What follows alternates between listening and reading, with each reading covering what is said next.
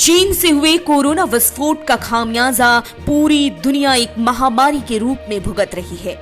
ऐसे में ज्यादातर देश के आंख में चीन खटकने लगा है। दुनिया भर में 10 लाख से ज्यादा लोग इस महामारी की चपेट में हैं और व्यापार अपने अस्तित्व को फिर से पाने की जद्दोजहद में लगा है। अर्थव्यवस्था धूल चाट रही है और पूरा विश्व न जाने कितने हजारों डॉलर के घाटे का सामना लगभग हर एक सेक्टर में ही कर रहा है। अरबों डॉलर की चपत तो कई देशों को देखते ही देखते लग गई, लेकिन एक देश ऐसा है जो कोरोना के दंश को झेलकर आगे बढ़ने में लगा है और अपने यहाँ के व्यापार को पूरे विश्व में फैलाने की कोशिश कर रहा है, बल्कि इसके लिए अपने यहाँ प्रोडक्शन को भी तेजी से बढ़ाने लगा है। वो देश है चीन। Retail, e commerce, automobile, aviation, पर्यटन जैसे कितने ही सेक्टर कोरोना वायरस की जद में आकर घाटे की चोट सह रहे हैं और भारत का हाल भी कुछ ऐसा ही है। यहाँ भी आर्थिक संकट छाया हुआ है और बड़े औद्योगिक उत्पाद रोक दिए गए हैं। देश में करीब 2 करोड़ नौकरियों पर संकट है, सो अलग। तो दूसरी तरफ चीन अपने व्यापार को बढ़ाने में लगा है। उसके मुनाफे का एक सोर्स टिकटॉक भी है, जिससे उसे आर्थिक रूप से काफी फायदा होता है। खैर, पिछले साल भारत के मद्रास हाई कोर्ट ने इसे बैन कर दिया, लेकिन अब चीन से निकले वायरस को झेलने के बाद भारत में भी चीन के खिलाफ आवाजें उठने लगी हैं और ऐसी मांग की जाने लगी है कि भारत सरकार टिकटॉक को बैन कर दे।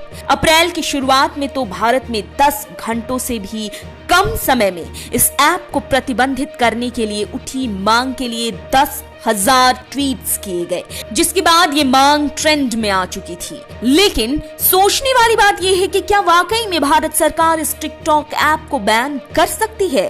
दरअसल भारत में ज्यादातर मोबाइल फोन या फिर दिवाली के वक्त चाइनीज लाइट खरीदी जाती हैं। चीन भारत का पड़ोसी है, ऐसे में कई रोजमर्रा की चीजों का व्यापार होता रहता है, जो चीन की अर्थव्यवस्था को सकारात्मक तौर पर प्रभावित करता है। भारत एक बड़ी आबादी वाला देश है जहां टिकटॉक खासा ट्रेंड में भी है आजकल।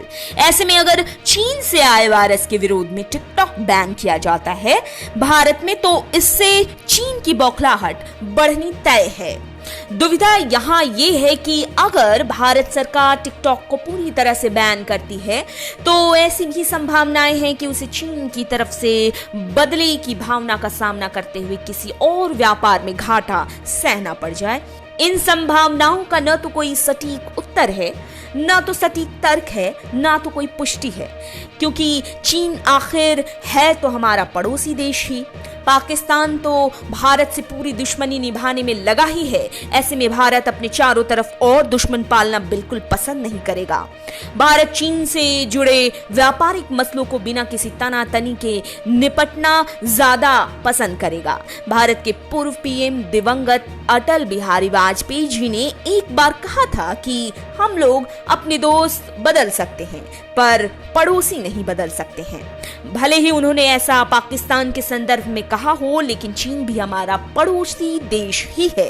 अब अगर अटल जी की बात पर गौर किया जाए तो इस बात को भी ध्यान में रखना होगा कि चीन भारत का पड़ोसी है और किसी भी मसले पर, खासकर व्यापारिक मसले पर भारत के लिए दुश्मनी मोल लेना हितकर नहीं होगा। ये जानकारियां अलग अलग स्रोतों से जुटाई गई हैं, इनकी पुष्टि नेटवर्क न्यूज नहीं करता है। आप देख रहे हैं नेटवर्क न्यूज, साहस सच कहने का।